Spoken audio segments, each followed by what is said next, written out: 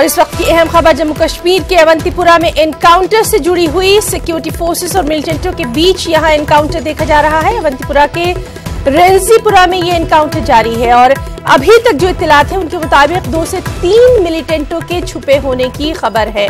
तो आपको बता दें, जम्मू कश्मीर से इस वक्त की बड़ी खबर, जहां अवंतीपुरा में सिक्योरिटी फोर्सेस और मिलिटेंटों के बीच ये एनकाउंटर जारी है। अवंतीपुरा के रेंजीपुरा में ये एनकाउंटर हो रहा है और अभी तक जो इत्तलात है उनके मुताबिक 2 से 3 मिलिटेंटों के छुपे होने की खबर है।